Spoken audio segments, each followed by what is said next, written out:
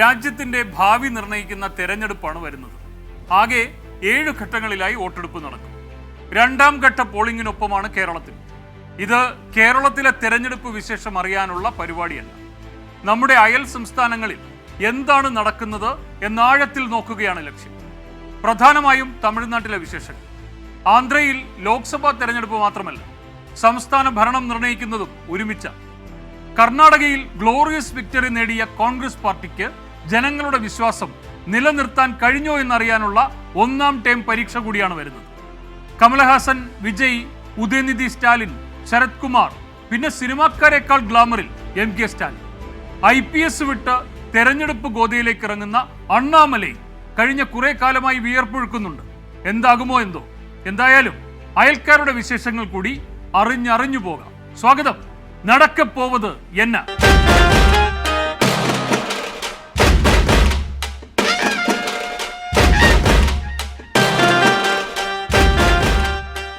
ബന്ധുവാര് ശത്രുവാര് എന്നെഴുതിയ കവി ശ്രീകുമാരൻ തമ്പിക്ക് 84 വയസ്സ് തികയുന്ന ദിവസമാണ് കടന്നുപോയത്. അരങ്ങത്തു ബന്ധുക്കൾ, അണിയറയിൽ ശത്രുക്കൾ. രാഷ്ട്രീയത്തിൽ ഈ കവിവാക്യങ്ങൾക്ക് പ്രസക്തിയേറെയാണ്. ദൂരെ എങ്ങും പോകണ്ട. തമിഴ്നാട്ടിലെയും കേരളത്തിലെയും മുന്നണി സമവാക്യം നോക്കിയാൽ തന്നെ അത് മനസ്സിലാകും. കേരള അരങ്ങത്ത് ശത്രുക്കൾ, തമിഴ് അണിയറയിൽ ബന്ധുക്കൾ.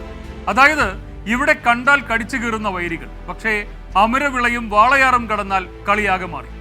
പറഞ്ഞു വരുന്നത് നമ്മുടെ കമ്മ്യൂണിസ്റ്റ്, കോൺഗ്രസ്, മുസ്ലിം ലീഗ് പാർട്ടികളെ കുറിച്ച് തന്നെ. പ്രതിപക്ഷ നേതാവ് VD സതീശൻ പിണറായി വിജയനെ അടുത്ത കാലത്ത് അഭിസംബോധന ചെയ്തത് ക്രിമിനൽ മുഖ്യമന്ത്രി എന്നാണ്. ക്രിമിനൽ മനസ്സുള്ള ആളല്ല, ക്രിമിനൽ തന്നെ എന്നാവർത്തിക്കുകയും ചെയ്തു. നികൃഷ്ട മനസ്സുള്ള പിണറായി എന്നും ഉണ്ടായിരുന്നു അദ്ദേഹത്തിന്റെ വക ഒരു പ്രയോഗം. ഈ നികൃഷ്ട പ്രയോഗം പിണറായിക്കും വശമുണ്ട് എന്നതും നമുക്ക് നേരത്തെ അറിയാം.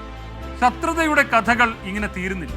K സുധാകരനും പിണറായിയും തമ്മിൽ, KT ജലീലും കുഞ്ഞാലിക്കുട്ടിയും തമ്മിൽ, KM ഷാജിയും മന്ത്രി വീണ ജോർജും തമ്മിൽ, PV അൻവറും VD സതീശനും തമ്മിൽ.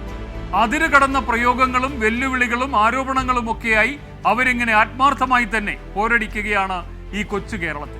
പക്ഷേ ഇപ്പുറത്തെ രാഷ്ട്രീയ വൈരമൊന്നും അമരവിളയും വാളയാറും കഴിഞ്ഞാൽ ഇക്കൂട്ടർക്കില്ല.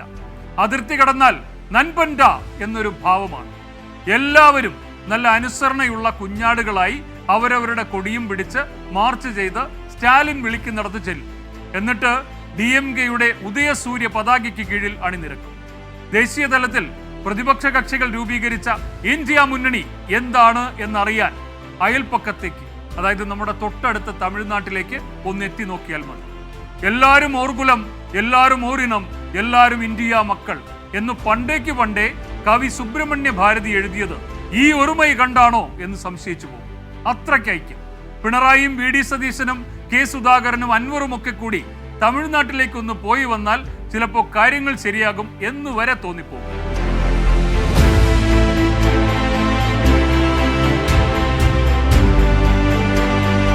CPIM, CPI, കോൺഗ്രസ്, മുസ്ലിം ലീഗ്, ഇങ്ങനെ നമുക്ക് കേട്ടു പരിചയമുള്ള പാർട്ടികളൊക്കെ തമിഴ്നാട്ടിൽ ഒന്നിച്ചൊരു മുന്നണിയിൽ ഒറ്റക്കെട്ടായി രാഷ്ട്രീയ ശത്രുക്കളെ നേരിടും. DMK, വൈക്കോയുടെ MDMK, കമലഹാസന്റെ മക്കൾ നീതി മയ്യം, തൊൽ തിരുമാവളവൻ നയിക്കുന്ന വിടുതലൈ സിറുതൈകൾ കക്ഷി, all India forward block, Kongunadu മക്കൾ ദേശീയ കക്ഷി, MH ജവഹറുള്ള നേതാവായ മനിതനേയെ മക്കൾ കക്ഷി, T വേൽമുരുകന്റെ തമിഴക വാഴുരുമൈ കക്ഷി തുടങ്ങി ചെറുതും വലുതുമായ പാർട്ടികളുടെ വലിയ മുന്നണിയിലാണ് കേരളത്തിലെ ശത്രുക്കൾ ബന്ധുക്കളാകുന്നത്.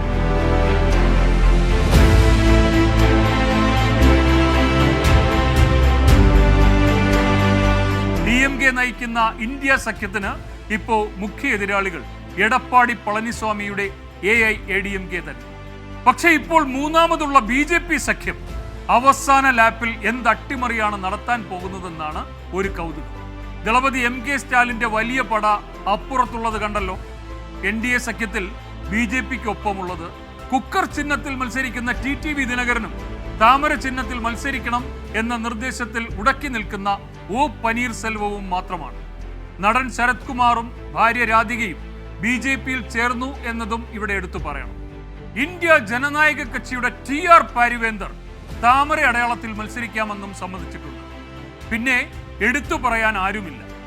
എന്നിട്ടും തെക്കു പിടിക്കുമെന്ന മോദിയുടെ ശപഥത്തിൽ എന്തോ ഒന്നൊളിഞ്ഞിരിക്കുന്നു. എന്താണ് മോദി ടീം തമിഴ്നാട്ടിൽ ലക്ഷ്യമിടുന്ന ഓപ്പറേഷൻ താമരൈ? നടക്കപ്പോവതെന്ന് കളം ഒന്നുകൂടി തെളിയട്ടെ, വിശദമായി കാണാം.